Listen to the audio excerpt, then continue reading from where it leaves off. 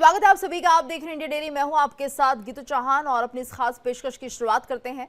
तो बिहार में voter list updation हो रहा है, यानी कि एक बार फिर से वेरिफिकेशन की जाएगी कितने नाम वोटर लिस्ट में हैं, कितने नाम हट गए हैं, कौन कौन इसमें शामिल है, कौन नहीं है। और ये पूरी प्रक्रिया है जो लगभग 1 महीने तक चलेगी और इसी को लेकर ये पूरा संग्राम छिड़ा हुआ है। राजनीति तेज हो गई है और सवाल उठाए जा रहे हैं सरकार की मंशा पर कि सरकार अगर ऐसा करवाना चाह रही है, हालांकि काम तो चुनाव आयोग का है, लेकिन चुनाव आयोग को लेकर भी यहाँ पर निशाना साध दिया गया है कि सब कुछ जानबूझकर हो रहा है, सरकार की शह पर हो रहा है और 1 महीने के अंदर ये जो इंटेंसिव लिस्ट बनाई जा रही है इसका काम पूरा कैसे हो सकता है, जबकि पिछली बार 2 साल लग गए थे। यानी आप कैसे वेरीफाई करेंगे इन लोगों को, और समय बहुत कम बचा है चुनाव में। ऐसे में ये सवाल उठना लाजमी हो गया है कि किस तरीके से, कितनी तेजी के साथ इस काम को निपटाया जाएगा, क्योंकि तकरीबन 1 महीने के अंदर इस काम को पूरा करना लगभग नामुमकिन है और इसी को लेकर विपक्ष सवाल उठा रहा है। हमारे साथ मेहमानों का खास पैनल भी जुड़ चुका है। हमारे साथ रमनीश वत्स जी जुड़े हैं, नेता हैं बीजेपी के। उत्पल वल्लभ जी जुड़े हैं जो कि आरजेडी के प्रवक्ता है। जितेंद्र यादव जी नेता हैं कांग्रेस के। रुद्र प्रताप सिंह जी हमारे साथ जुड़े हैं, राजनीतिक विश्लेषक हैं। साथ ही शेखर कुमार जी भी हमारे साथ जुड़े हैं, राजनीतिक विश्लेषक हैं। आप सभी का बहुत बहुत स्वागत है इंडिया डेली पर। और जिस तरह से बिहार में ये मुद्दा लगातार बढ़ता हुआ दिख रहा है और ऐसे में विरोध होना शुरू हो गया है, उत्पल वल्लभ जी का सबसे पहले रुख करूंगी। उत्पल वल्लभ जी, ये बताइए कि आखिर इसमें आपत्ति क्या है? अगर वोटर लिस्ट का वेरिफिकेशन हो रहा है, अपडेशन हो रहा है, तो कम से कम इससे ये पता चल जाएगा कितने वोटर्स बिहार में बचे हैं, कितने नहीं हैं। और जो दिल्ली में है, जहां पर उनका वोटर लिस्ट बन चुका है, वोटर लिस्ट में उनका नाम आ चुका है, उनके वोटर आईडीज बन चुके हैं, तो यहां से उनके नाम हटा दिए जाए। इस प्रक्रिया को लेकर आखिर सवाल क्यों उठ रहे हैं? देखिए, सबसे पहली बात कि हम लोग को समझना पड़ेगा कि वोटर लिस्ट जो शुद्धिकरण या इसका जो इसमें खामियां रहती थी वो हर एक वर्ष होती थी, हर एक चुनाव के पहले ये होता रहा है। लेकिन इस बार विशेष वोटर लिस्ट तैयार करने के नाम पर ये लोग फ्रेश वोटर लिस्ट बना रहे हैं, यानी नए वोटर लिस्ट बना रहे हैं जी। अब 8 करोड़ से अधिक मतदाता है। अब उन लोगों का, जैसे पहले क्या होता था, पहले होता था कि जो बीएलओ जाते थे और जो नए लोग होते थे सिर्फ उनको जोड़ते थे, और जो जिनकी मृत्यु हो गई वो अपना मृत्यु प्रमाण पत्र जमा करते थे, उनको वोटर लिस्ट से नाम काट दिया जाता था। बाकी जो बने रहते थे वो बने रहते थे, उनके लिए कोई प्रोसेस और प्रक्रिया का हिस्सा, इस प्रक्रिया का हिस्सा वो नए रूप से नहीं बनते थे। 2003 के बाद जो अभी तक होता रहा उसमें ये प्रक्रिया। लेकिन इस बार ये लोग फ्रेश वोटर लिस्ट बनाने की बात कर रहे हैं। आप ठीक से उस चिट्ठी को पढ़िएगा। सारे मतदाताओं को अपना दस्तावेज देना होगा, यानी सभी मतदाताओं को देना होगा। ये सिर्फ रिवीजन नहीं है, ये फ्रेश है। तो वैसी स्थिति में जो 11 नहीं सुना जाए, इसमें आप उसमें से जो आप क्लाउड चिट्ठी में रखे हैं उसमें 11 दस्तावेज आप कह रहे हैं कि ये मान्य होंगे, जिसमें बड़े पैमाने पर इस देश में आधार माना जाता है, राशन कार्ड माना जाता है, वोटर कार्ड जो पहले हुआ करता था उसको आप इसमें शामिल नहीं किए हैं। उसके अलावे भी 11 में से ये 3 आते हैं, और 3 के अलावे जो बाकी बचे 9 हैं, मैं दावे के साथ कहता हूं कि 80% लोगों के पास ये दस्तावेज नहीं है। उसके बाद भी मैं कह रहा हूं कि इसमें 3 कैटेगरी में वोटरों को बांटा गया है। वैसे वोटर जो 1947 से पहले जने हैं, वैसे वोटर जो 1947 से 2004 के बीच जने हैं, और वैसे वोटर जो 2004 के बाद जने हैं। 1987 से जो पहले जने हैं उनका अपना जन्म प्रमाण पत्र और जन्म स्थान का प्रमाण पत्र देना है जी। और जो उसके बीच जने हैं, यानी 2004 से लेकर के 1987 के बीच, जो कि बड़े पैमाने पे है, मोर देन 60% वोटर ऐसे हैं। तो उन 60% वोटर से आप उनके माता पिता या माँ या पिता में से कोई एक का आप मांग रहे हैं दस्तावेज, और वो दस्तावेज मांग रहे हैं आप जन्म प्रमाण पत्र।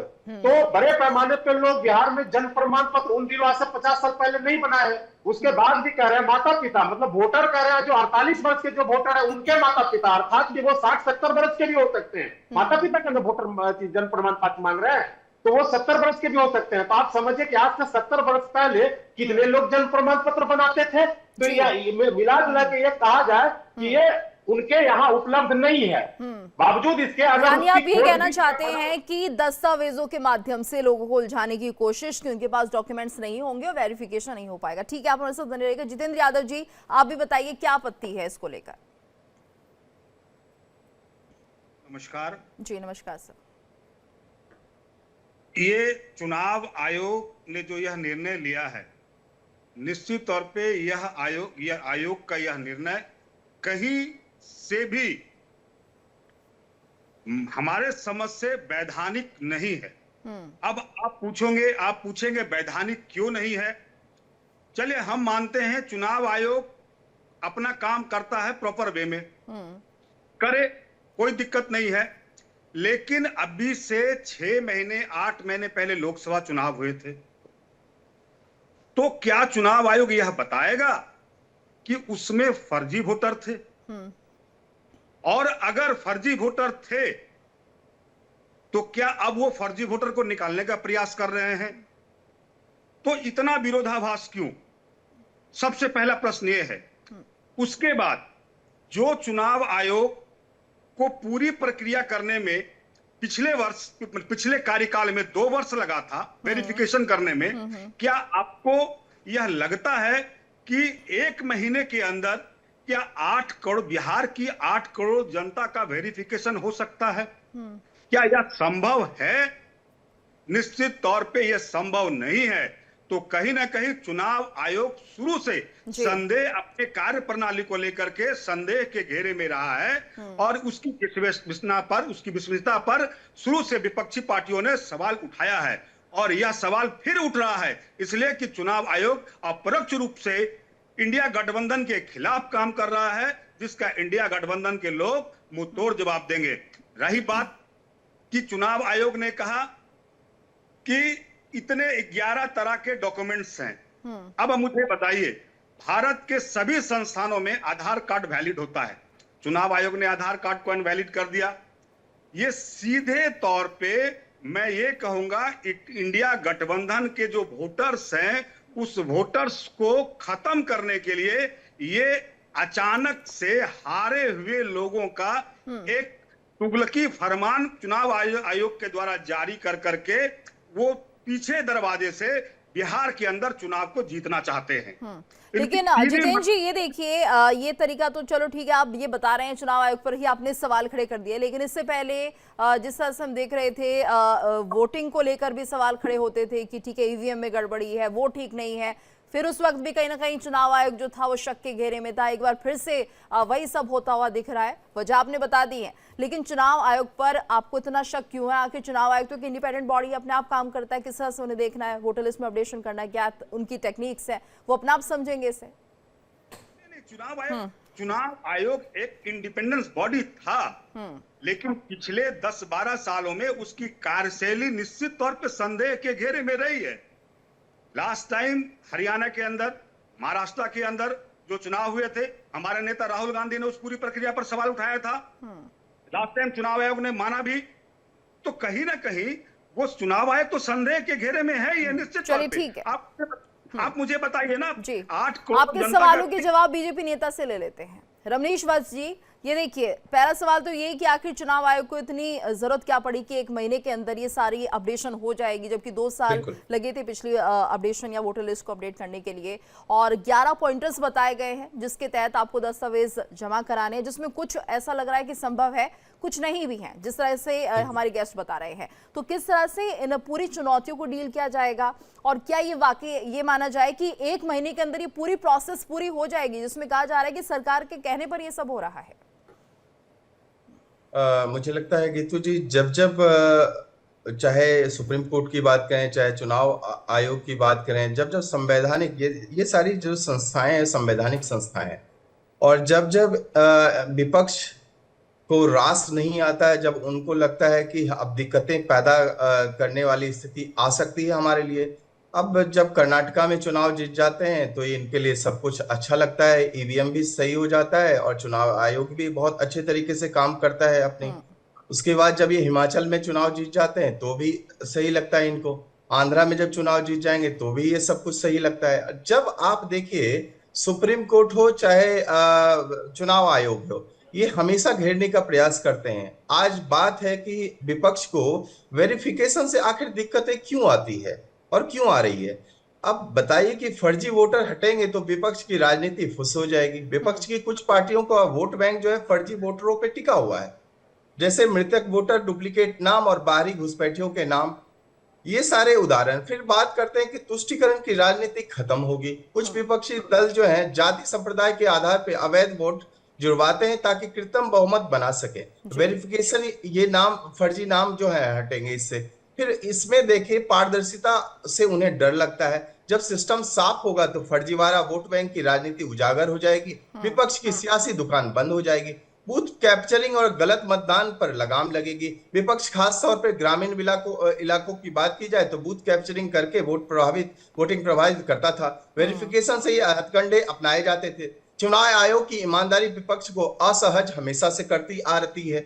जब जब इनके पक्ष में नहीं होता है तो असहज अपने आप को ये महसूस करते हैं। लेकिन बात करें कि जिनका राज फर्जी वोटरों की बैसाखी पर टिका हो, वो सत्यापन से कांप रहे हैं आज। भाजपा जो है, भारतीय जनता पार्टी की बात करें, वोट बैंक से नहीं विकास के बैंक से जीतती है। इसलिए हम वेरिफिकेशन से हमें डर नहीं है, हम तो स्वागत कर रहे हैं। लेकिन विपक्ष कह रहा है कि अभी तो हाल फिलहाल लोकसभा के लिए पूरी वेरिफिकेशन हुई थी, कहां से इतने फर्जी वोटर्स आ गए इसमें, और यहाँ पर सरकार भी एनडीए की है बिहार में, तो जाहिर सी बात है कि जब एनडीए जीत रही थी तो यही माना जाए कि जो वोटर्स हैं वो एनडीए के फेवर में है। तो अब इस तरह से क्यों किया जा रहा है? मतलब 2 साल पहले जो चीज हो जाती है उसको दोबारा से क्यों एक ही महीने के अंदर वो भी? जैसा कि गीतू जी देखिए, मैंने कहा कि भाजपा वोट बैंक से नहीं विकास के बैंक से जीतती है। आज इनको विपक्ष की सियासत आज डूबती हुई क्यों नजर आ रही है? क्योंकि जिस तरह के हथकंडे ये अपनाते थे, उनसे लगता है कि अब ये नहीं हो पाएगा। और बात है कि ये संवैधानिक संस्था है ना, अपना काम ये सुचारू तरीके से और सही समय समय पे करती आती है। और जब ठीक लगता है, ये एनडीए नहीं चलाता है, एनडीए नहीं चलाता है सुप्रीम कोर्ट को और चुनाव आयोग को। चुनाव आयोग जो है एक स्वायत्त संस्था है, संवैधानिक संस्था है, वो अपने हिसाब से काम करेगी। एनडीए का कोई रोल नहीं है, कोई रोल नहीं है इसमें, जिस तरह से चुनाव आयोग ने फैसला लिया है। ठीक है सर, एक सेकंड, बस 1 मिनट। देखिए, जिसे सच से डर लगता है ना, वो सत्यापन से भागता है। वोटर लिस्ट वेरिफिकेशन का विरोध वही करते हैं जिनकी राजनीति फर्जी वोटों की बैसाखी पर टिकी है। चुनाव आयोग का अभियान पारदर्शिता का प्रतीक है, लेकिन विपक्ष को बेचैनी बता रही है कि इनके वोट बैंक में फर्जीवाड़े की कितनी बड़ी खादान छुपी है। ठीक है, बिहार में जब आरजेडी की सरकार होती है, एक बार फिर से लौटेंगे आपके पास, और हमारे साथ 2 खास मेहमान पॉलिटिकल एनालिस्ट के रूप में भी मौजूद हैं। सर, मैं आपका भी रुख करूंगी, लेकिन इस बीच मेरी संवाददाता आयुषी जुड़ गई है। आयुषी से जरा जान लेते हैं फिलहाल क्या बिहार में हो रहा है। आयुषी, क्या डिटेल्स, क्या अपडेट्स हैं आपके पास? जी गीतू, देखिए जिस तरह से चुनावी साल है बिहार के लिए और हर गतिविधि जो है वो पार्टियों की नजर उस पर रहती है, लेकिन ऐसे में आज से बिहार में वोटर लिस्ट का जो मेगा वेरिफिकेशन अभियान है वो शुरू हो रहा है। और इसको लेकर राजनीति आज से नहीं, 1 हफ्ते पहले से शुरू है। चुनाव आयोग की टीम 2 दिन पहले उसके बाद करती है कि बिहार से शुरुआत होगी, इसके बाद अन्य राज्यों में भी चुनाव आयोग ये वेरिफिकेशन करने जाएंगे। लेकिन बिहार की जो वोटर लिस्ट है उसको एक बार फिर से 2003 के बाद अब निरीक्षण करने का वक्त आ गया है। और ऐसे में इसका ये जो अभियान है, इसकी अच्छी पार्टियां कहीं ना कहीं इस अभियान से नाराज नजर आ बिल्कुल नाराजगी दिख रही है यहाँ पर विपक्षी पार्टियों की। गरीबों का नाम वोटर लिस्ट से, ठीक है, गरीबों का नाम वोटर लिस्ट से हटाने की ये सोच है जो ये पूरी प्रक्रिया शुरू की गई, लेकिन ये चुनाव आयोग के द्वारा शुरू की जा रही प्रक्रिया है। आयुषी बनी रहिएगा हमारे साथ, और हमारे साथ पॉलिटिकल एनालिस्ट शेखर कुमार जी जुड़े हुए हैं। शेखर जी, आप बताइए सर, ये जो पूरा माहौल बना हुआ है, इसमें चुनाव आयोग की भूमिका को किस तरह से देखा जाए? क्योंकि अगर ये संवैधानिक संस्था है तो जाहिर सी बात है चुनाव आयोग अपने फैसले खुद लेता है, इसमें राजनीति इतनी क्यों हो रही है? सर, अनम्यूट कर लीजिएगा। शेखर सर, अनम्यूट कर लीजिए, आपकी आवाज हम तक नहीं पहुंच पा रही है।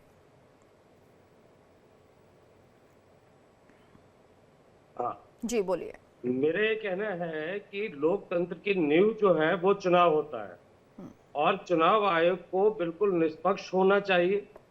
और उसका मतलब जो चुनाव कंडक्ट करने का तरीका है, इस पर कभी भी उंगली नहीं उठनी। लेकिन पिछले कुछ चुनाव में जैसे देखा गया, महाराष्ट्र चुनाव में, दिल्ली चुनाव में, हरियाणा चुनाव में जिस तरीके के चुनाव आयोग पे आरोप लग रहे हैं, और ये 2014 के बाद से कुछ ऐसा रहा है कि मतलब जब अशोक लवासा भी थे, उनको हटना पड़ा बीच में से चुनाव आयुक्त छोड़कर चले जाते हैं चुनाव आयोग को। इन सारी मामलों से लोकतंत्र जो है वो बहुत कमजोर होता है। अच्छा, चुनाव जब हो रहा है तो अब जैसे महाराष्ट्र में हुआ और दिल्ली में आरोप लगे कि अचानक नए वोटरों की संख्या बहुत तेजी से बढ़ी और पुराने वोटरों के नाम बहुत तेजी से काटे गए। दिल्ली के 2025 के विधानसभा चुनाव में 2020 की तुलना में बिल्कुल आप कह सकते हैं नगण्य तौर पे नए वोटर जुड़े, जबकि वहां पर कई लाख वोटरों के जुड़ने की संभावना थी, क्योंकि दिल्ली में हमेशा नए लोग आकर बस रहे। जिस घर में वहां पर 3 वोट हुआ करते थे, अचानक 33 वोट हो गए, 2 कमरों के मकान में 38 वोट हो गए, और वो सारा मामला वहीं पे ठप पड़ गया। उस पर कभी भी आगे कहीं जांच नहीं हुई। चुनाव आयोग जो दलीलें देता है बड़ी कमजोर है। और इसमें एक बड़ी हैरानी की बात यह है कि भाजपा को आज तक चुनाव आयोग से कोई शिकायत नहीं रही 2014 के बाद, और चुनाव आयोग पे जब भी उंगली उठती है तो भाजपा तुरंत उसके समर्थन में खड़ी हो जाती। तो ये चीज क्या है, क्योंकि भाजपा भी अपने आप में एक पार्टी है, चुनाव तो सभी के लिए पार्टियों के लिए बराबर है। तो अगर कहीं पे पारदर्शिता को लेकर बात करी जा रही है और पारदर्शिता की कमी है तो भाजपा को भी तो नुकसान होने की संभावना है। भाजपा क्यों समर्थन करती है? चुनाव आयोग आज कहीं से भी लोगों की नजरों में पारदर्शी नहीं रह गया। और जैसे कहावत है कि न्याय, लेकिन शेखर जी अगर ये वोटर लिस्ट अपडेशन होगी तो नुकसान तो मुझे लगता है एनडीए को ज्यादा होना चाहिए।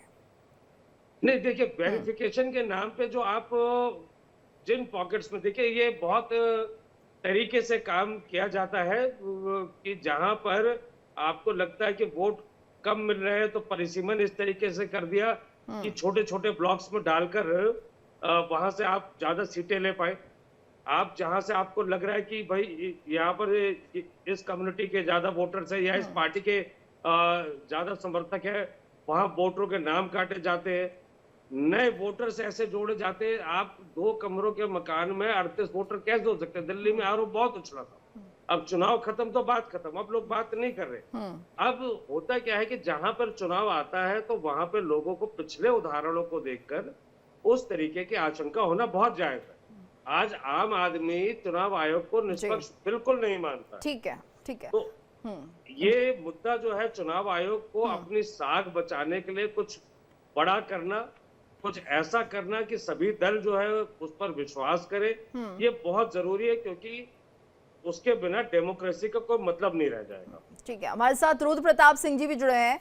रुद्र प्रताप जी, आप क्या कहेंगे कि वाकई आपको लग रहा है कि चुनाव आयोग जो है निष्पक्ष नहीं रह गया है और वो एनडीए के इशारों पर नाच रहा है, सरकार उसे चला रही है, क्या कहेंगे? गीतू जी नमस्कार, मेरी आवाज आती है? जी जी आ रही है।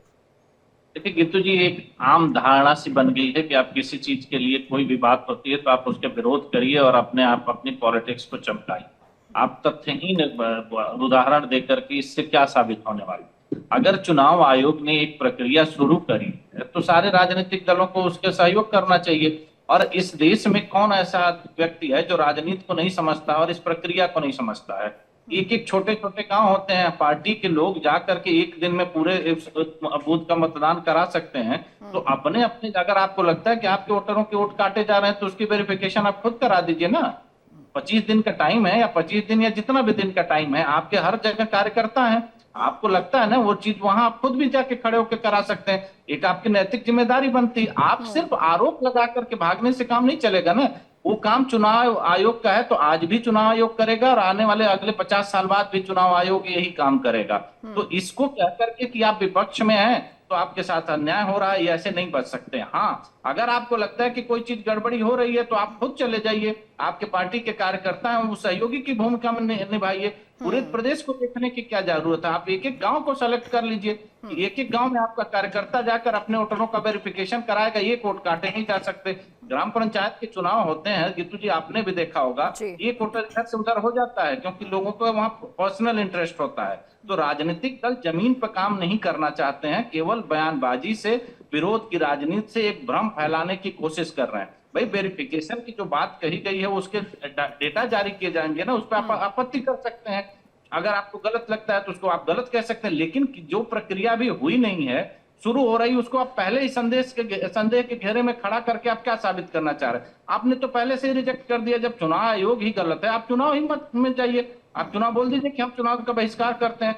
ये आप देखिए, कोई भी सरकार जहां पर भी चुनाव हार रही है, चाहे वो पक्ष हो विपक्ष जो भी है, उनका सिर्फ और सिर्फ ये आधार होता है कि हमारे साथ धांधली करी गई, चुनाव आयोग बायस्ड हो गया। भाई आप अपने कामों पर भी तो जाइए।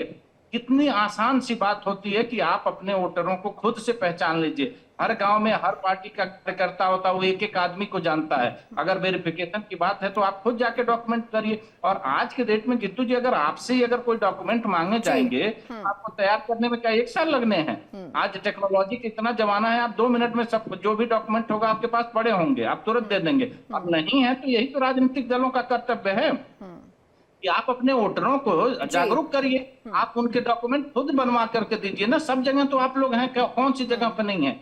हर एक एक गांव में एक एक पार्टी का कार्यकर्ता है, उसके वोटर हैं। और एक गांव में मुझे नहीं लगता है कि 1200-1500 एवरेज वोट से ज्यादा होते हैं, और उसको करने में 25 दिन अगर राजनीतिक दल के लोग सहयोग में आ जाएं तो एक से एक लोगों की चीजें कराई जा सकती। लेकिन आप सिर्फ विरोध कर रहे हैं। अगर किसी चीज में पारदर्शिता आ जाती है तो ये तो हमारे लोकतंत्र के लिए अच्छी है। अब आप सोचिए, कल्पना करिए कि 2003 के बाद ये चीज हो रही, 3 से और अब तक के बीच में कितनी चीजें बदल गई होंगी। ये तो राजनीतिक दल को खुद मांग करनी चाहिए कि चीजों को अपडेट किया जाना चाहिए। ठीक है। और एक मुख्य मुद्दा ये भी है कि अवैध प्रवासी जिस तरह से पैठ बना रहे हैं पूरे देश के राज्यों में, तो बहुत संभावनाएं हैं कि इन्हें भी बाहर निकालना जरूरी है, और इस लिस्ट को अपडेट करना इस वक्त बहुत बड़ी प्राथमिकता है चुनाव आयोग के लिए। मेरी सहयोगी लगातार पटना से जुड़ी हुई हैं। आयुषी, फिलहाल क्या जानकारी आपके पास है, क्योंकि हम देख रहे हैं प्रक्रिया आज से शुरू होने जा रही है और 1 महीने का वक्त इसके लिए निर्धारित किया गया है। तो देखिए, 1 महीने का वक्त किया गया है। इस 1 महीने में बिहार के वोटरों की फिर से पुनरीक्षण होगी। घर घर जो बीएलओ हैं वो जाएंगे, यहाँ तक कि साथ में राजनीतिक पार्टियों के भी जो सहयोगी है उनको भी चुनाव आयोग ने बोला है कि वो भी साथ में जा सकते हैं, और घर घर फॉर्म भरवाया जाएगा। आधार को लिंक करवाना है, लेकिन आधार लिंक ही सिर्फ नहीं होगी, इसके अलावा भी आपको अपना बर्थ सर्टिफिकेट देना होगा। अगर बर्थ सर्टिफिकेट नहीं है आपके पास तो जहां आप रह रहे हैं उस जमीन के कागजात या कोई प्रमाण आपको देना होगा। इस तरह से एक बार फिर से पुनरीक्षण। जी आयुषी, ये बात भी सामने आ रही है 2003 के बाद से। आयुषी, ये बात भी सामने आ रही है 11 पॉइंटर्स पे ये दस्तावेज लिए जाएंगे, जो कि जानकारी मिल रही है। तो क्या इन सभी 11 दस्तावेजों का आपके पास होना जरूरी है, या फिर आप ये ऑप्शनली देख सकते हैं कि आपको बस ये साबित करना है कि आप यहाँ के रहने वाले हैं और बिहार में आप रह रहे हैं? तो क्या इसको लेकर जानकारी आपके पास? देखिए, ऐसे अहम डॉक्यूमेंट्स हैं जिनका आपके पास होना जरूरी है। साफ तौर पे आप जहां के निवासी हैं, जिस क्षेत्र में आपका वोट है उस क्षेत्र के आप हैं या नहीं। आप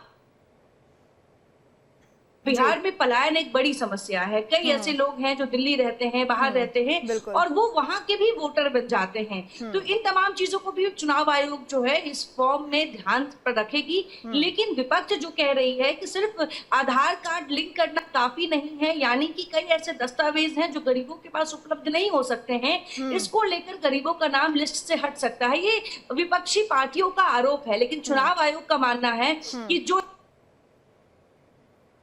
चुनाव आयोग को जरूरत है मान्यता के लिए वोटर लिस्ट में नाम शामिल करने के लिए, उनमें कुछ अहम है, जैसे कि आपका स्थानीय होना, उसका जो प्रमाण है, चाहे आपके जमीन के कागजात हो या आपका बिजली बिल हो या फिर आपका आधार हो। आधार के अलावा भी कुछ प्रमाण चाहिए, आपका बर्थ सर्टिफिकेट हो। ये बेसिक ऐसे डॉक्यूमेंट्स हैं जो चाहिए ताकि आप वोटर लिस्ट में नाम शामिल कर सके। लेकिन उसके अलावा जिस तरीके से एनआरसी को लेकर जो आरोप लग रहा है कि चुनाव आयोग इसके आड़ में एनआरसी करने की कोशिश कर रहा है, जो ममता बनर्जी ने भी कहा है, कांग्रेस भी कहती नजर आ रही है। तो देखिए, चुनाव आयोग की तरफ से जो ये अभियान शुरू किया गया है, 1 महीने का अभियान शुरू किया गया है, इस 1 महीने में चुनाव आयोग का गए हैं जिनका वोटर लिस्ट में नाम है, जो नहीं हटा है, या जो लोग अब बिहार में नहीं रहते हैं, जो लोग यहाँ के स्थानीय वोटर नहीं रहे अब, उनका नाम लिस्ट में अगर है तो उनको हटाया जाए। और जो 18 साल से ऊपर अब युवा हो चुके हैं, जिन्होंने अब तक अपना नाम रजिस्टर नहीं करवाया है, उनका नाम शामिल किया जाए। जी बिल्कुल। और ये देखिए उत्पल वल्लभ जी, ये जो जानकारी है वो चुनाव आयोग की तरफ से है कि यहाँ पर हमें ये देखना है कि जो बच्चे 18 वर्ष के हो चुके हैं उनको अपडेट करना भी जरूरी है। तो जो सवाल उठाया जा रहा था कि 2 साल पहले अपडेशन हुई थी इस लिस्ट में, तो अब क्या जरूरत है, तो चुनाव आयोग ने जवाब दे दिया। दूसरा ये कि यहाँ पर कुछ लोग ऐसे भी थे जो कि दिल्ली चले गए हैं, तो उनके नाम कटने जरूरी हैं। तो ये तो बहुत जायज सी बातें हैं और इसमें लगता है कि अपडेशन होगा तभी हम ये मानेंगे कि हाँ अभी मौजूदा जितने लोग हैं वो ही वोट कर पाएंगे। पहली बात तो मैं बता दूं आपको कि चुनाव आयोग से सवाल होती है तो चुनाव आयोग कभी कोई जवाब नहीं देते हैं और तर्कपूर्ण जवाब नहीं देते हैं। चुनाव आयोग से सवाल किया जाता है तो ये एनडीए गठबंधन। नहीं, आपने कभी चुनाव आयोग से पूछा है ये सवाल जो है वो आपने पूछा चुनाव आयोग से? जी जीतू जी, सुना जाए, पहले सवाल सुन लिया जाए। अगर अच्छा न लगे तो भी लोकतंत्र में बोलने और सुनने का अधिकार तो बचा रहना चाहिए ना। पहले सवाल सुनिए। महाराष्ट्र में उत्पल जी, मैं आपके सवाल ही सुन रही हूँ, मैं तो ये कह रही हूँ आपने चुनाव आयोग से शिकायत की है इस बात की, ये बताइए सर। हाँ, शिकायत की बात मैं कर रहा हूँ ना। हाँ बताइए। में शिकायत किया गया कि चुनाव आयोग के वेबसाइट पे और जो आंकड़े दिए गए कि वोटिंग प्रतिशत के हिसाब से जितना पोल वोट हुआ उससे ज्यादा का आप रिजल्ट सुना दिए। इस पर सवाल जब किया गया तो इसका आज तक वो कोई स्पष्ट जवाब नहीं दे पाई। अगर मतदान से ज्यादा मतफल कैसे आ सकता है? ये सवाल तो बहुत गंभीर सवाल है। इस गंभीर सवाल पे कोई सुनवाई नहीं हुआ और जब इस पर चुनाव आयोग से कोई सवाल किया जाता है तो बिलक भाजपा जाती है, जवाब भाजपा देने आती है। चुनाव आयोग एक तो क्या इस मामले में कानूनी प्रक्रिया का सहारा लिया गया उत्पल जी? उसके बाद अगर चुनाव आयोग इस तरह की मनमानी कर रहा है तो हमारे देश में जीतू जी, यही तो मैं कह रहा हूँ कि 2-2.5 महीने बाद चुनाव है। 1 महीना तक आप ये सुधार के नाम पे गड़बड़ी करेंगे और करवाएंगे और उसके बाद कानूनी प्रक्रिया और कोर्ट में जाएंगे और कोर्ट जब कोर्ट निर्णय देगी तब तक चुनाव खत्म हो जाएगा। तो पहले से शुरू कर दीजिए ये सब चीजें, सबूत तो आपके पास होते हैं ना। अब 1 महीने में जो गड़बड़ी होगी चुनाव आयोग की तरफ से, जी नहीं, चलिए ठीक है, राजनीतिक पार्टियों की जिम्मेवारी है। हाँ नहीं उत्पल जी, सरकार की जिम्मेवारी, चुनाव आयोग की जिम्मेवारी, ये आपको जब नहीं मालूम है तो इतना लंबा भाषण मत दीजिए आप। नहीं, भाषण तो आप दे रहे हैं ना। चुनाव आयोग ने गलत कर दिया, गलत को साबित कर दीजिए। नहीं कर सकते तो कोर्ट का सहारा लीजिए। यहाँ पर बैठकर भाषण देने से, आंदोलन करके क्या होगा सर? किस चीज का हल निकाल रहे हैं आप? भ्रम पैदा कर रहे हैं अपडेशन के लेकर, बताइए। हाँ जीतू जी, ठीक से फिर 4 लाइन ठीक से सुनिए। चुनाव आयोग के वेबसाइट पर ही कहा गया महाराष्ट्र चुनाव में कि वोट प्रतिशत जितना वोटिंग हुआ है उससे ज्यादा आप रिजल्ट दिखा दिए। तो ये साबित करने की क्या जरूरत है? तो चुनाव आयोग अपने ही आंकड़ों से साबित कर रही है कि यहाँ गलती है। ठीक है रमनीश जी, बिहार की सरकार सहयोग नहीं करती और ये सरकार का काम है, बोलिए। अच्छा जी, आपने तो बहुत सही सवाल पूछा ना। इस तरह का विरोध का स्वर आपने देखा कि तुरंत इनका दिख जाता है। वैसे चुनाव आयोग जो है, चुनाव आयोग पारदर्शिता की बात करता है, चीजों को सुधारने की बात करता है। देखिए किस तरह से विरोध का स्वर सामने आ जाता है तमाम पार्टियां, जबकि ये पूरी तरह से देखा जाए तो उद्देश्य विहीन लगता है, तर्क विहीन मुझे दिख रहा है। और फिर आप अभी देखिए, शेखर कुमार जी ने कहा कि 2014 से लेकर के अब तक भारतीय जनता पार्टी ने चुनाव आयोग का कभी विरोध ही नहीं किया। आप ये बताइए, जनता के मूड को आप बदल तो नहीं सकते ना। जनता का मूड तो यही दिखा रहा है कि 2014 से लेकर के अब तक प्रधानमंत्री मोदी जी को साथ दे रहा है और आज 20 राज्यों में यदि सरकार है भारतीय जनता पार्टी की, इसका मतलब है कि एक ही मात्र यदि कुंजी है, वो मूल मंत्र है भारतीय जनता पार्टी का, वो है विकास। और आपका मूल मंत्र है सिर्फ और दिग्भ्रमित करना जनता को दिग्भ्रमित करना, बहकाना, लटकाना, झटकाना। इस तरह की नीति आपकी रहती है। भारतीय जनता पार्टी की नीति तो है सबका साथ, सबका विकास, सबका प्रयास और सबका विश्वास। तो हमारे साथ जब हमने विश्वास पैदा किया, और एक विश्वास पहले भी 1990 के समय में, लालू यादव जी के समय में, आरजेडी के समय में ये सारी चीजें पैदा किया गया था। बूथ कैप्चरिंग 1990 में बिहार में बूथ लूट के लिए बदनाम होता था। बिहार में पहले वोटर नहीं, बंदूक तय करती थी वोट किसे मिलेगा। मृतक वोटिंग जो है, कई जगह मृतकों के नाम पर वोट डाले जाते थे। लालू जी के राज में वोटर आईडी से ज्यादा मृत्यु प्रमाण पत्र की जरूरत होती थी। डुप्लीकेट वोटर्स, एक ही आदमी कई बार वोट करता था। मतदाता जो है 10-10 बार लोकतंत्र को ठगने का प्रयास करता था। कर्मचारियों को डराने धमकाने की, पोलिंग अधिकारी तक जो आरजेडी के गुर्गे से डरते थे, जो पोलिंग बूथ को लूट लिए जाते, बूथ कैप्चरिंग होती थी। तो आज फर्जी आईडी का उपयोग होता था। आज उसमें पारदर्शिता लाने का प्रयास यदि कहते हैं चुनाव आयोग कर रहा है तो माध्यम उसको से लेकर आप किया जाता है गीतू जी, हमें स्वागत करना है तमाम पार्टियों का। आप जनता को क्या मैसेज देना चाहते हैं? आपके वोटर्स आपसे कहीं ना कहीं आपको लगता है कि आपने उनके लिए कभी कुछ सोचा नहीं। जब चुनाव आता है तब आप उसके पास जाते हैं, आपके पास कौन से मुद्दे, विकास के मुद्दे लेकर के जाइए ना। आप किस तरह के मुद्दे, वो समय जो है हम लोग बिहार के हैं, हमने भूला नहीं कि किस तरह से फिरौती, गुंडागर्दी और डकैती जो है वो चरम पे होता था।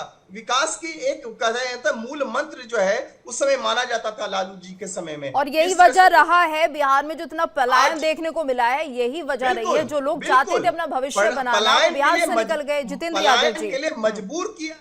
जितेंद्र यादव जी, इसमें क्या आपत्ति आपको दिखाई देगी सर? अगर इलेक्शन कमीशन इस काम को करना चाहता है, अपडेशन हो रही है वोटर लिस्ट की, तो ऐसे में जितने भी कार्यकर्ता हैं, जितने भी दलों के, वो कोशिश करें कि वो उन लोगों की मदद करें और उन्हें भ्रमित ना होने दें। तो यहाँ पर ये भी तो हो सकता है कि आप जाइए अपने वोटर्स के बीच में और कीजिए इस काम को, और अगर आपको लगता है कुछ गलत हो रहा है तो तुरंत शिकायत कीजिए। निश्चित तौर पे हम अपने वोटर के पास जाएंगे, लेकिन पहले भारतीय जनता पार्टी की क्रोनोलॉजी को समझिए। हम अगर चुनाव आयोग की कार्यशैली पे सवाल उठाते हैं, उस पर प्रश्न उठाते हैं, तो आप देखेंगे कि चुनाव आयोग का कोई प्रवक्ता आकर के अपनी कार्यशैली के बारे में ब्रीफ नहीं करता है। लेकिन भारतीय जनता पार्टी को ऐसी मिर्ची लगती है कि भारतीय जनता पार्टी के लोग अपने एजेंडा को छोड़ करके चुनाव आयोग के एजेंडा पर बात करने लग जाते हैं। पहली बात। दूसरी बात ये नहीं, आप भी तो सवाल उठा रहे हैं ना सर, बीजेपी के नेताओं पर, एनडीए के नेताओं पर आप भी सवाल उठा रहे हैं। इसलिए पासवान ने भी यहाँ पे देखिए तेजस्वी यादव के सवाल का जवाब दे दिया कि जब आपके पिताजी थे 15 सालों तक सत्ता में, उस वक्त बिहार का क्या हुआ?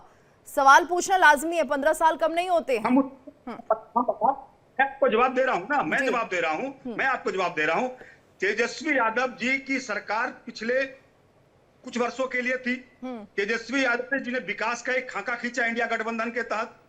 उन्होंने 10 लाख से लोगों को ज्यादा रोजगार दिया। फिर सरकार, पिछले 20 वर्षों में सरकार तो भारतीय जनता पार्टी एनडीए की है। विकास में क्या बिहार के अंदर पलायन नहीं है? क्या बिहार के अंदर बेरोजगारी नहीं है?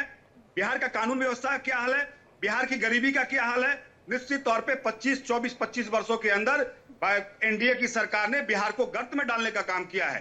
अब जबकि आज महागठबंधन आज मजबूत स्थिति में है, तो इन्होंने चुनाव आयोग का सहारा लेकर के पिछले दरवाजे से चुनाव आयोग के माध्यम से चुनाव जीतने का कार्य कर रही है। आप मुझे बताएं, आज बिहार के अंदर चुनाव आयोग ने जो फैसला लिया है, और उस फैसले के अंतर्गत जितने, अगर चुनाव आयोग आज बिहार, पूरा उत्तर बिहार जो है बाढ़ से ग्रस्त है, आप कहां से वो डॉक्यूमेंट्स ला पाएंगे? लोग अपने जान मान बचाने की फिराक में हैं, लोग अपनी जिंदगी जीने की जो जद्दोजहद में हैं, और उस परिस्थिति में चुनाव आयोग कहेगा मुझे ये वेरिफिकेशन कराइए, वो वेरिफिकेशन कराइए, वो आंकड़े कहां से दे पाएंगे?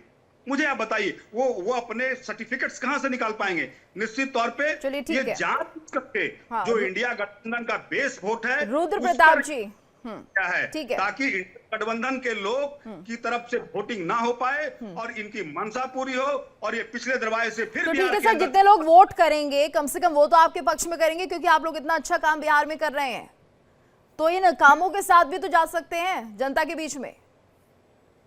नहीं, हम तो जनता के बीच जाएंगे, इंडिया गठबंधन जनता के बीच जाएगी, लेकिन ये जानबूझ के सुनियोजित तरीके से हमारे वोटरों को चुनाव के लिस्ट से नाम काटने की। और सर, हमें नहीं लगता बिहार के वोटर्स इतने नासमझ हैं, इतने नासमझ वोटर्स बिहार के नहीं हैं, बहुत ही ज्ञानी लोग हैं बिहार के और वो समझते हैं बेहतर तरीके से।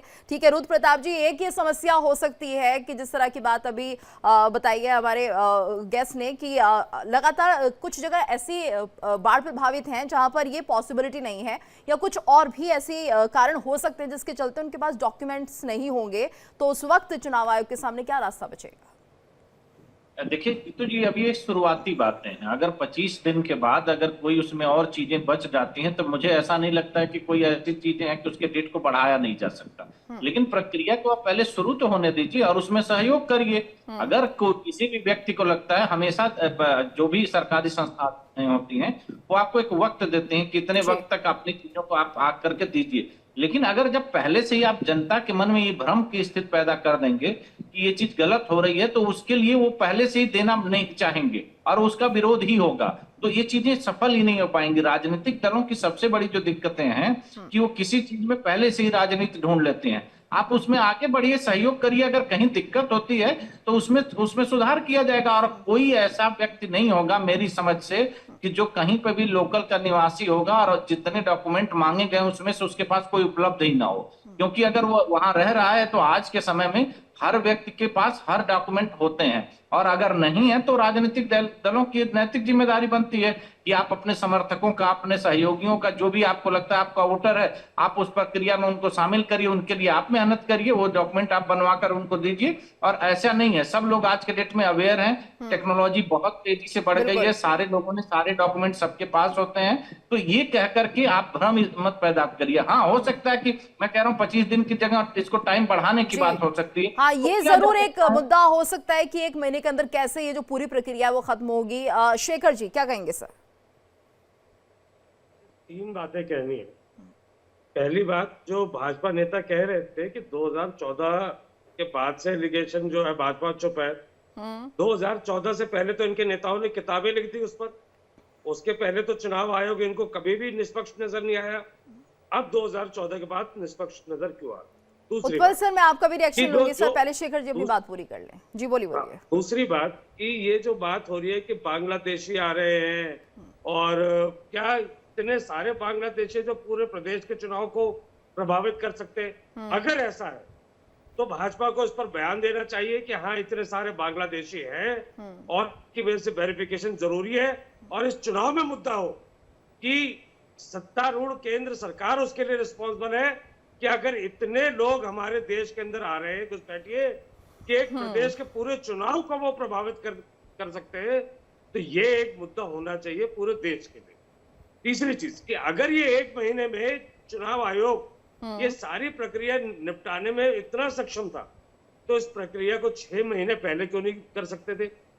लास्ट मिनट में इस तरीके की कोई चीजें करने से, अगर मान लीजिए कोई पक्ष पीड़ित है और वो कोर्ट जाता है तो सुनवाई होते होते चुनाव निपट जाता है, उसको इंसाफ नहीं मिलेगा। अगर आप इतने सक्षम हैं, आप 1 महीने में 8 करोड़ लोगों का वेरिफिकेशन कर सकते हैं, तो आपको 6 महीने पहले करने में क्या दिक्कत? ये हमेशा चुनाव से जस्ट पहले ही क्यों होता है?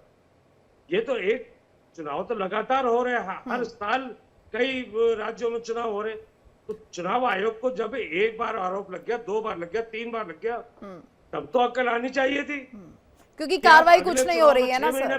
पहले शेखर जी, सिर्फ आरोप लगते हैं सर, आरोप लगते हैं। अगर पहले भी शायद लोकसभा इलेक्शन में भी, सुनवाई के लिए लोकसभा इलेक्शन के दौरान भी बहुत आरोप लगे थे ईवीएम को लेकर, लेकिन किसी तरह की शिकायत दर्ज नहीं कराई गई, कानून का सहारा नहीं लिया गया। क्यों नहीं करता चुनाव आयोग?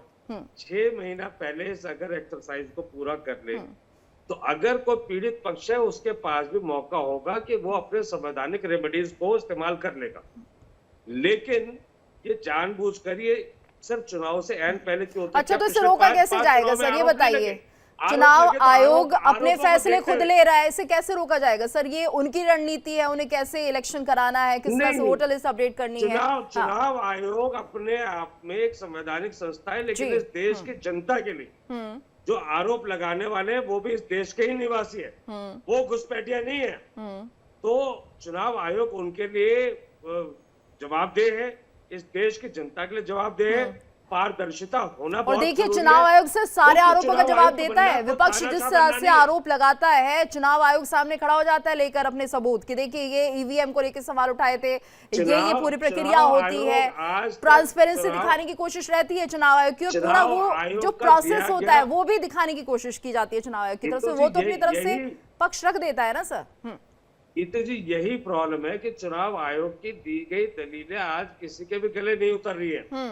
आज जो इन्होंने 45 दिन के अंदर फुटेजेस को डिलीट करने वाली बात, सर विपक्ष के गले नहीं उतर रही है, एनडीए के तो खूब गले उतर रही है ये बात, वो तो समर्थन कर रहे हैं। वोटर की सुरक्षा पे कैसे वो उस पर प्रश्न उठ रहा है। तो सर आगे ये क्या बातें किया जाएगा? बिल्कुल- सवाल तो यही है ना, अगर चुनाव आयोग इस तरह से मनमानी करेगा तो कोई तो हल होगा इसका। बताइए, आप सुझाइए क्या करना चाहिए? कानून का रास्ता बचता है और हम देखते हैं हर चुनाव में अगर यही सब चीजें उठती रही और उसके बाद इसका सॉल्यूशन नहीं निकलेगा।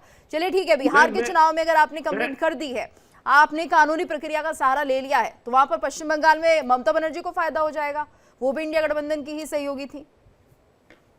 इसी बात को कह रहा हूँ कि चुनाव आयोग अगर मनमानी कर रहा है तो सत्तारूढ़ दल क्यों 2014 के बाद से चुप है? ये रिश्ता जो है इनका कि ये इनको आपत्ति क्यों नहीं है? और जब इतने सारे इनकी विश्वसनीयता पे जब देश की जनता में अलग अलग पक्षों ने जब आरोप लगाए हैं तो चुनाव आयोग को सर अपनी ऐसा बिल्कुल भी नहीं है दिखानी कि बहुत हर जरूरी है। जगह ये एक बीजेपी संवैधानिक संस्था का एनडीए बहुत जीत बड़ा रही हो। failure है। सर ऐसा बिल्कुल नहीं है। ईवीएम पर जब जब सवाल उठाए गए उस वक्त हमने देखा कहीं कांग्रेस जीत गई, कहीं दूसरे दल जीत गए, तो ऐसा बिल्कुल भी नहीं है। लेकिन हाँ, पंजाब की भी आपने हालत देखी किस तरह से आम आदमी पार्टी वहां पर जीतती हुई नजर आती है। तो ये अपने आप में बड़ा सवाल हो जाता है कि जब आप हारते हैं तो ईवीएम पर सवाल उठाते हैं, जीतते हैं तो आप सरकार पर सवाल उठा देते हैं।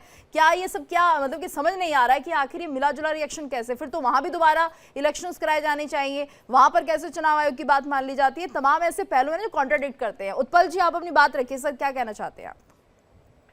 कि आप जो कह रही हैं कि समझ में नहीं आ रहा है, समझ में नहीं आना और समझना चाहना नहीं, दोनों दो चीज है। आप समझना सर, जब आप नहीं हल चाहेंगे बता तो आपको दीजिए। कभी समझ में नहीं आएगा। मैं समझाता हूँ। नहीं, आप हल समझिए। बताइए सर, अब क्या किया जा सकता है? ठीक है, आप सही ठीक है, हैं, सुनिए एक तो, महीने में आप नहीं हो सुनिए सकती तो है पूरी सही। प्रोसेस। हाँ बताइए। 26/3/2025 की चिट्ठी, 26/3/2025 की चिट्ठी चुनाव आयोग की, जो बिहार से संबंधित चुनाव 2025 को लेकर सारी पार्टियों की ट्रेनिंग हुई। चुनाव आयोग ने कराया, कोई सरकार ने नहीं कराया। मैं सरकार से सवाल नहीं कर रहा हूं, मैं सवाल कर रहा हूं चुनाव आयोग से। ये इतनी पुस्तक, मोटी पुस्तक दी गई, उसमें ईआरओ की भूमिका और तमाम चीज, इतनी मोटी पुस्तक चुनाव आयोग से सारी पार्टियों को दिया गया। सारी पार्टी के ट्रेनर के नाम भेजे गए, उन्हें ट्रेनिंग दिया। उसमें बीएलओ के कॉन्सेप्ट और तमाम चीज उसमें दिए गए। और क्या जरूरत पड़ गई? उस समय कभी ये नहीं कहा गया था कि इतनी बड़ी रिफॉर्म के नाम पर 8 करोड़ मतदाताओं की फिर से मतदाता सूची में नाम जोड़ी जाएगी। ये वेरिफिकेशन नहीं है, जरा ध्यान से सुना जाए। अब 8 करोड़, मैं कहता हूं असम में 3 करोड़ आबादी के एनआरसी करने पे आपको 2 साल लगा। बिहार में आपको जातीय जनगणना कराने में, जिसमें कोई दस्तावेज नहीं देना था, सरकार के द्वारा जो चुने गए प्रतिनिधि जाएंगे और उससे सिर्फ इंफॉर्मेशन लेके आएंगे और घर के सिर्फ इन्फॉर्म करेंगे, सिर्फ उनका आधार कार्ड लेगा। कितना ही दस्तावेज चाहिए, तब आपको 9 से 10 महीने लगते हैं। लेकिन आज आपको आप 1 महीने में ये सारी प्रक्रिया कैसे करा लेंगे, ये संदेह आपको नहीं हो रहा है। ये क्यों जरूरत पड़ गई? अगर जरूरत थी तो आप मार्च में जो आप ट्रेनिंग दिलवाए वो क्यों दिलवाए? और फिर से आप नई जो प्रक्रिया आएगी, नई जो प्रोसेस आएंगे, नए जो रिजल्ट आएंगे, उसके तहत आप ट्रेनिंग फिर कब दिलवाएंगे? बीएलओ को कब ट्रेनिंग दिलवाएंगे? इसका इतने बड़े कार्य के लिए आप इतने बड़े पैमाने पे आप कर्मचारी कहां से लाएंगे? ये असंभव है, मैं कह रहा हूं। रमनीश जी क्या कहेंगे? मेरा तो यही कहना है कि जिस तरह से अभी आप देखिए कि चुनाव आयोग आज बिलों को लेकर के कह रहा है कि जब जा रहा है घर घर में, आप वेरिफिकेशन के लिए जा रहा है, अपडेशन के लिए जा रहा है, वोटर अपडेशन के लिए जा रहा है, तो आप ये पूछिए कि विपक्ष को क्या वो इनवाइट नहीं करा है कि विपक्ष को जिनको सवाल उठाने हैं वो तो कह रहा है सकते हैं, गवाह बन सकते हैं उस प्रोसेस की। यहाँ यही तो मैं कहना चाहता हूं कि विपक्ष जो सवाल उठाता है, क्या उन विपक्ष से ये सवाल मैं पूछूं कि जिसे पारदर्शिता से डर लगता है वो है ईवीएम और चुनाव आयोग पर, वही जो है चुनाव आयोग पर सवाल खड़ा करता है। एक तरफ मोदी सरकार की डिजिटल इंडिया, दूसरी तरफ आरजेडी की डुप्लीकेट वोट इंडिया। भाजपा की नीति जो है साफ लिस्ट, साफ वोटिंग, साफ सरकार, और आरजेडी की नीति झोल में पोल, वोटिंग में गोलमाल। ये चीजें चलती है हर बार। देखिए, सबसे बड़ी बात है कि बिहारियों की चिंता ये करते हैं क्या? मैं पूछना चाहता हूं, क्या आरजेडी आज लालू प्रसाद यादव, तेजस्वी यादव, क्या यादवों में भी कोई सुयोग्य ऐसा नेता नहीं है क्या? 9वीं फेल को आप प्रोजेक्ट करते हैं एक तेजस्वी यादव को। मैं पूछना चाहता हूं, आप यादवों की बात करते हैं, जाति की, तो आज उन जातियों में भी कोई सुयोग्य नेता ऐसा है? दलित में है, आप उसको प्रोजेक्ट कीजिए। नहीं करते हैं। तो यहाँ पे जात पात कहीं कुछ नहीं है, यहाँ पे है सिर्फ परिवार। और जब चुनाव आयोग पारदर्शिता की बात करता है, आप डुप्लीकेसी को खत्म करने की बात करता है, ये सारे के सारे सवाल उठा रहे हैं। आज जो खुद प्रश्न बन चुके हैं, आज देखिए ये क्या है, वो पिछलगुआ पार्टी एक कांग्रेस कहां है आज?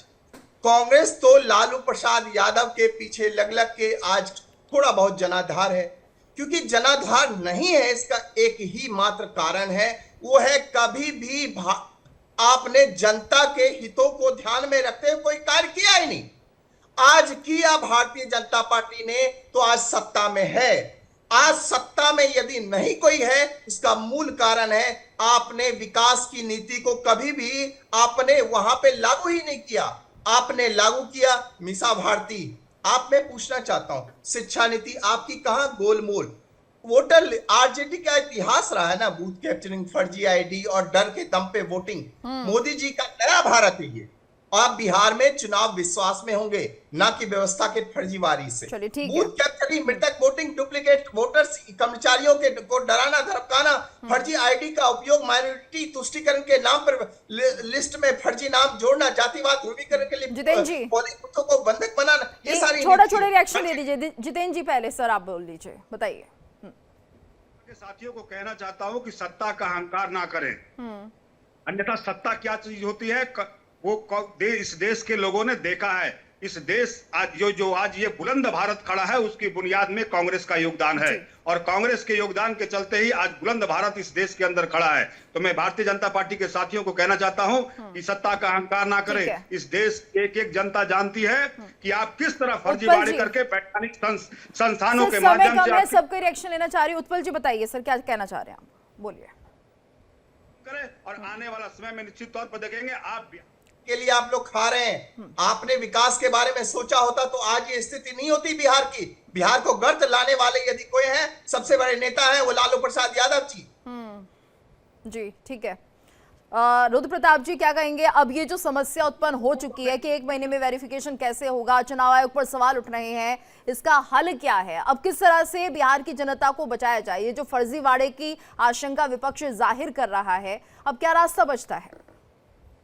लेकिन गीतू जी, सभी राजनीतिक पार्टियों को सक्रिय रूप से शामिल होकर के इसमें सहयोग करना चाहिए और इंतजार करना चाहिए कि जो 25 तारीख का समय है, अगर उस समय सीमा के अंदर अगर चीजें नहीं हो पाती हैं और कई चीजें छूट जाती हैं, तो उसके लिए समय सीमा बढ़ाया भी जा सकता है। ऐसा नहीं है कि वो एक लाइन है कि उसके आगे चीजें नहीं करी जा सकती, लेकिन सबसे पहले उसमें सहयोग करके जो चीजें आपको लगती हैं कि सही हैं, वो चीज आप अपनी तरफ से उसमें करवाइए। आप जनता, आप ही की जनता है, आप जनता के साथ मिल करके वो सारी चीजें पूरी करवाइए। केवल चुनाव आयोग एक संस्था के ऊपर आरोप लगा करके आप चीजों को नहीं बदल सकते हैं, आपको वहां सहयोगी की भूमिका में रहना पड़ेगा। और जब कोई चीज आपकी आंखों के सामने होगा तो गलत होगा कैसे? एक एक ग्राम सभा की लिस्ट आती है, उसमें आप एक एक जगह एक एक व्यक्ति को सेलेक्ट करते हैं। राजनीतिक दलों की तो यही एक पहचान है कि वो अपने लोगों को, हर जमीन के हर व्यक्ति को पहचानता है। तो अगर एक ग्राम सभा में एक आदमी का वोट भी कैसे काटा जा सकता है आपके रहते हुए? तो इसमें आपको सचेत रहने की जरूरत है और सहयोग आप दीजिए। केवल विरोध करने तक राजनीति अगर सीमित रहेगी तो ये राजनीति ऐसी ही चलती रहेगी। आपको जमीन पर जाना पड़ेगा, लोगों के बीच जाना पड़ेगा, उनको सहयोग देना पड़ेगा, और इस काम को पूरा कराएंगे तो उससे लिए तो और अच्छी बात है। क्योंकि जो हो सकता है, जैसे अभी आरोप लग रहे थे कि वहां पर महाराष्ट्र में वोटर लिस्ट में नाम बढ़ा दिए गए या और जगहों पे, ये तो और आपके लिए अच्छी बात है कि आपके सामने चीजें होंगी, सारी प्रक्रिया आपके सामने होंगी, आपके लोगों के सामने होंगी, तो इससे आपके अंदर और भी क्लियरिटी आएगी कि चीजें सही हो रही हैं। तो उसमें आप सहयोग करेंगे तो चीजें मुझे लग रहा है कि ज्यादा बेहतर होगा। आरोप प्रत्यारोप का दौर आप 25 दिन के बाद लगाइए तो ज्यादा सही लगेगा। अभी शुरुआत में ऐसा कहना मेरे लिए ख्याल से उचित नहीं लग रहा है। ठीक है, यानी कि अभी हमें लगता है कि जो सत्ता पक्ष और विपक्ष आपस में ना भिड़े और कम से कम इस काम में सहयोग करे। शेखर जी क्या कहेंगे सर? क्योंकि ये तो आप चुनाव आयोग खुद कह रहा है, अगर आपको कहीं भी ऐसा लग रहा है तो आप हमारे साथ चलिए। निमंत्रण दिया जा रहा है सभी दलों को कि देखिए कुछ गड़बड़ी होगी तो बताइएगा और कार्रवाई कराई जाए। एग्जांपल देता हूं कि मोदी जी के डिजिटल इंडिया को चुनाव आयोग कैसे नकार रहा है। ये दिल्ली चुनाव में इन्होंने सारे राजनीतिक दलों को चुनाव के जस्ट टाइम पर एक हार्ड कॉपी जो है वोटर लिस्ट की दी, जिसके बंडल के बंडल पूरे कमरे भरे हुए। लेकिन सॉफ्ट कॉपी इनको नहीं दी। सॉफ्ट कॉपी में जो अभी रुद्र प्रताप जी कह रहे थे कि वोटर्स को वेरीफाई करना, वोटर्स को वेरीफाई करना, आप अपने लोकल यूनिट्स को वहां पर भेज के इजीली वेरीफाई कर सकते हैं, लेकिन उन हार्ड कॉपीज में से वो डेटा निकालना बिल्कुल पॉसिबल नहीं है। चुनाव आयोग क्यों इतने कागज की बर्बादी करता है? और आज डिजिटल इंडिया के टाइम पे इस तरीके की सॉफ्ट कॉपी राजनीतिक दलों को देने में एक तो आपका पैसा कम लगेगा, आप टाइमली उनको दे पाएंगे, और ये पॉलिटिकल पार्टीज के लिए बहुत इजी होगा।